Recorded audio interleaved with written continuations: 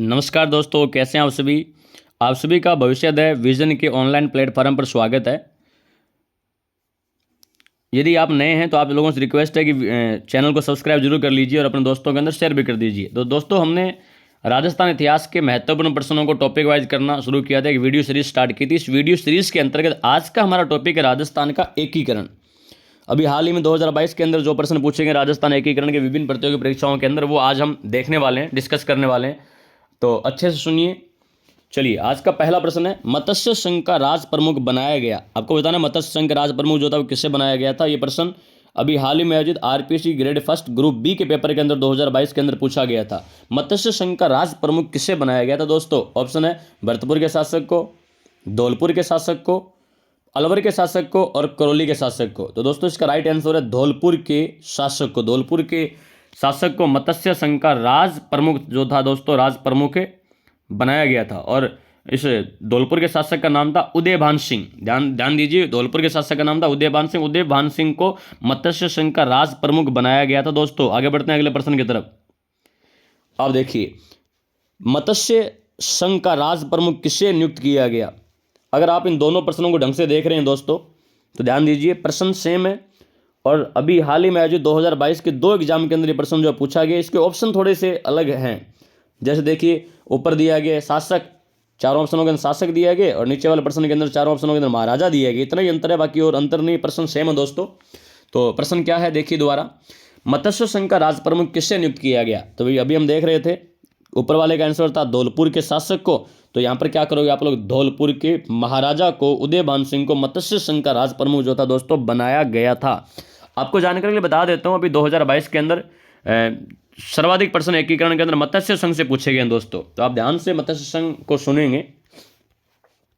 मत्स्य संघ प्रथम चरण दोस्तों, जैसा कि आपको सर्वविदित है कि राजस्थान का एकीकरण जो है 7 चरणों के अंदर हुआ था।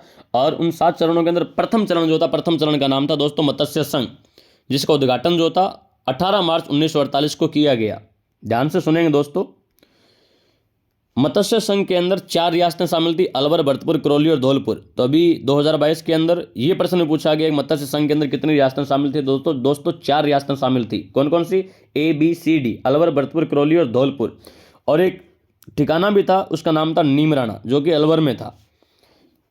खास बात यह दोस्तों कि KM मुंशी, कन्हैयालाल माणिक्यलाल मुंशी जो है, इस KM मुंशी की सिफारिश पर प्रथम चरण का नाम जो था मत्स्य संघ नाम रखा गया था। और इसकी राजधानी अलवर बनाएगी। और मत्स्य संघ का राज प्रमुख जो उदयभान सिंह को बनाया गया। उदयभान सिंह धौलपुर के राजा थे, याद रखिए, 2 बार प्रश्न अभी हम ऊपर देखते हैं, यही तो है।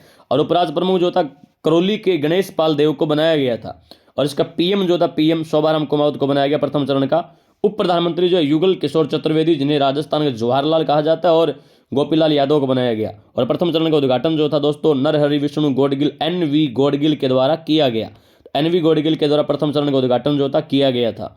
ध्यान दीजिएगा दोस्तों, मत्स्य संघ के उद्घाटन की तिथि जो थी 17 मार्च 1948 रखी गई थी, परंतु भरतपुर के शासक ब्रजेंद्र सिंह के छोटे भाई मान सिंह और किसान नेता देशराज द्वारा किसानों को मंत्रिमंडल में स्थान न देने के कारण इसका विरोध किया। इस वजह से मत्स्य संघ का उद्घाटन 17 मार्च को न होकर के अगले दिन 18 मार्च 1948 को किया गया। आप ध्यान से सुनेंगे दोस्तों। 14 दिसंबर 2022 को संस्कृत डिपार्टमेंट का ग्रेड फर्स्ट का पेपर हुआ था, उसके अंदर ये प्रश्न पूछा गया था कि किसान नेता देशराज का संबंध कहां से है। तो किसान नेता देशराज का संबंध भरतपुर से दोस्तों, अच्छे से याद रखिएगा इसको। अगला प्रश्न देखिए, अभी मैं आपको ऊपर बता ही रहा था कि ये प्रश्न भी पूछा गया दोस्तों कि मत्स्य संघ में कुल कितनी रियासतें थी।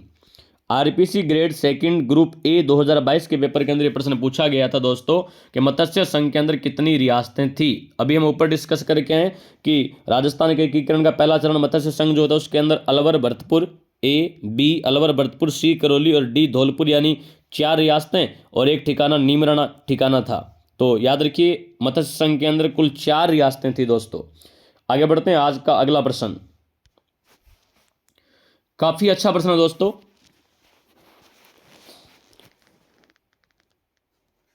प्रश्न है, सेम प्रश्न है जो अभी हम ऊपर देख करके आए, ऊपर डिस्कस करके आए।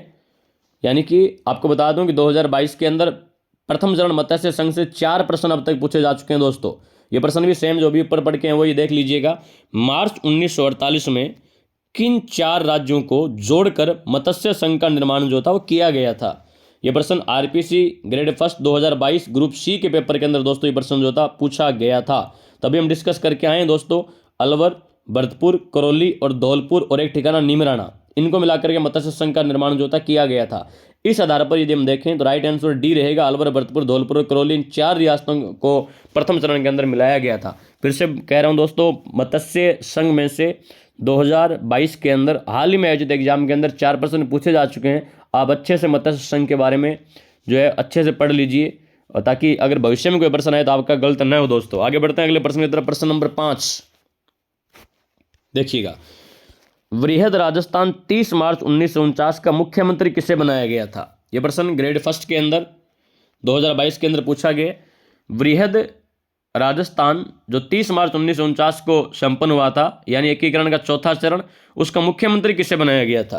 तो इसका राइट आंसर दोस्तों हीरालाल शास्त्री। हीरालाल शास्त्री जो है, हीरालाल शास्त्री को वृहद राजस्थान जो 30 मार्च 1949 को संपन्न हुआ उसका मुख्यमंत्री बनाया गया था। अगले प्रश्न की तरफ बढ़ते हैं। वृहद राजस्थान का राज प्रमुख किसे नियुक्त किया गया? तो चौथे चरण में से भी 2 प्रश्न अब तक पूछे जा चुके हैं, देख लीजिएगा। वृहद राजस्थान जो 30 मार्च 1949 को संपन्न हुआ था, उसके अंदर आमेर के कछुआ वंश के राजा महाराजा सवाई मान सिंह, या मान सिंह सेकंड कह दीजिए, मान सिंह सेकंड को राज प्रमुख बनाया गया था वृहद राजस्थान का। राइट आंसर रहेगा इसका डी, महाराजा सवाई मान सिंह को एकीकरण चौथे चरण यानी वृहद राजस्थान का राज प्रमुख जो था बनाया गया था दोस्तों। चलिए हम लोग चौथे चरण के बारे में कुछ जानकारी जो प्राप्त कर लेते हैं, एकीकरण चौथे चरण के बारे में। चतुर्थ चरण दोस्तों, चतुर्थ चरण का नाम वृहद राजस्थान है और ये 30 मार्च 1949 को संपन्न हुआ। 30 मार्च को राजस्थान दिवस भी मनाया जाता है। आगे बढ़ते हैं, 30 मार्च को राजस्थान दिवस भी मनाया जाता है। यदि हम इसमें शामिल रियासतों के बारे में चर्चा करें दोस्तों, तो इसके अंदर संयुक्त राजस्थान जो तीसरा चरण था, उस तीसरे चरण के अंदर JJJB यानी जयपुर, जोधपुर, जैसलमेर और बीकानेर 4 रियासतें और एक ठिकाना लावा ठिकानों को मिलाकर के चतुर्थ चरण का निर्माण जो था, चतुर्थ चरण का निर्माण किया गया था। चतुर्थ चरण का निर्माण जो था वो किया गया था। आगे बढ़ते हैं, और इसकी राजधानी जो थी दोस्तों जयपुर रखी गई। श्री P सत्यनारायण राव समिति की सिफारिश पर जयपुर को राजस्थान की राजधानी बनाया गया था। और महाराज प्रमुख के बारे में बात करूं तो मेवाड़ यानी उदयपुर के राजा भोपाल सिंह को एकीकरण के चौथे चरण के अंदर महाराज प्रमुख बनाया गया था। खास बात ये दोस्तों कि एकीकरण के समय ये एकमात्र अपाहिज व्यक्ति थे, अतः इनके लिए पद जो था यानी भोपाल सिंह के लिए महाराज प्रमुख का पद जो था आजीवन सुरक्षित कर दिया गया था। और एकीकरण के चौथे चरण का राज प्रमुख जो था मान सिंह द्वितीय जयपुर के राजा को बनाया गया। उपराज प्रमुख की बात करें, उपराज प्रमुख कोटा के भीम सिंह को बनाया गया और PM जो है हीरालाल शास्त्री को बनाया गया। उद्घाटनकर्ता इसके सरदार वल्लभ भाई पटेल थे। एकीकरण के चौथे चरण का उद्घाटन जो था सरदार वल्लभ भाई पटेल के द्वारा किया गया था दोस्तों। आगे बढ़ते हैं, अगला प्रश्न, आज का प्रश्न नंबर 7 काफी अच्छा प्रश्न दोस्तों। निम्नलिखित में से किस व्यक्ति को माउंट आबू का राजस्थान के साथ एकीकरण का श्रेय दिया जाता है? वनपाल 2022 के अंदर पूछा गया, किस व्यक्ति को माउंट आबू का राजस्थान के साथ एकीकरण का श्रेय दिया जाता है? इसका राइट आंसर है दोस्तों गोकुल भाई भट्ट। गोकुल भाई भट्ट को माउंट आबू राजस्थान विलय का श्रेय दिया जाता है। थोड़ी चर्चा कर लेते हैं इसके बारे में। देखिए दोस्तों, सरदार पटेल सिरोही को गुजरात में शामिल करना चाहते थे। सरदार वल्लभ भाई Patel iron man of India जो है वो सिरोही को गुजरात में शामिल करना चाहते थे। सिरोही की जनता ने मांग की कि सिरोही को बंबई में न मिलाया जाकर संयुक्त राजस्थान में मिलाया जाए। अतः अखिल भारतीय देशी राज्य लोक परिषद की राजपूताना प्रांतीय सभा के महामंत्री श्री हीरालाल शास्त्री ने 10 अप्रैल 1948 को सरदार पटेल को एक तार भेजा, जिसमें लिखा कि यह जानकर प्रसन्नता हुई कि उदयपुर संयुक्त राजस्थान में शामिल हो रहा है। इससे सिरोही का राजस्थान में शामिल होना और अवश्यंभावी हो गया है। फिर हमारे लिए सिरोही का अर्थ है गोकुल भाई भट्ट। बिना गोकुल भाई भट्ट के हम राजस्थान को नहीं चला सकते। शास्त्री जी को इस तार का कोई उत्तर नहीं मिला। इसके बाद दोस्तों 18 अप्रैल 1948 को संयुक्त राजस्थान के उद्घाटन के अवसर पर उदयपुर में राजस्थान के कार्यकर्ताओं का एक शिष्टमंडल पंडित जवाहरलाल नेहरू से मिला और उनको सिरोही के संबंध में प्रदेश की जनता की भावनाओं से अवगत कराया।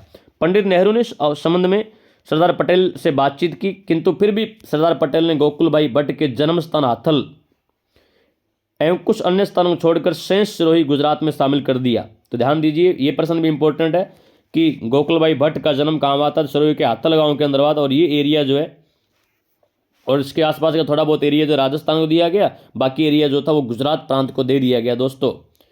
तो आज का अगला प्रश्न है, बहुत ईजी प्रश्न है और काफ़ी बार एग्जाम के अंदर ये प्रश्न जो दोस्तों आरपीएससी ने तो काफ़ी बार बहुत बार रिपीट किए हैं, आप ध्यान दीजिएगा। राजस्थान का एकीकरण कितने चरणों में संपन्न हुआ? तो काफ़ी ईजी प्रश्न है। राजस्थान का एकीकरण जो है 7 चरणों के अंदर संपन्न हुआ। आप ध्यान दीजिए, राजस्थान का एकीकरण कितने चरणों के अंदर संपन्न हुआ? 1857 के क्रांति के समय राजस्थान में कितनी सैनिक छावनियां थी? 6 छावनियां थी। ये प्रश्न दोनों काफ़ी बार रिपीट हो चुके हैं जी। आप 6 छावनियों के नाम याद रखिए और 7 चरणों के नाम वगैरह जो आप याद रखिएगा, ध्यान दीजिए। राजस्थान का एकीकरण दोस्तों कुल 7 चरणों में संपन्न हुआ। राजस्थान के एकीकरण में 8 वर्ष 7 माह और 14 दिन का समय लगा था। और राजस्थान के एकीकरण का समय 19 रियासतें, 3 ठिकाने और एक केंद्र शासित प्रदेश अजमेर मेरवाड़ा था। अभी एक एग्जाम के अंदर ये प्रश्न में पूछा गया कि राजस्थान के एकीकरण का समय राजस्थान में केंद्र शासित प्रदेश जो था उसका नाम क्या था? तो नाम था अजमेर मेरवाड़ा। एक में ये पूछा कि अजमेर मेरवाड़ा था एकीकरण के समय, तो अजमेर मेरवाड़ा दोस्तों एकीकरण के समय केंद्र शासित प्रदेश था। दोस्तों आज के लिए इतना ही, धन्यवाद।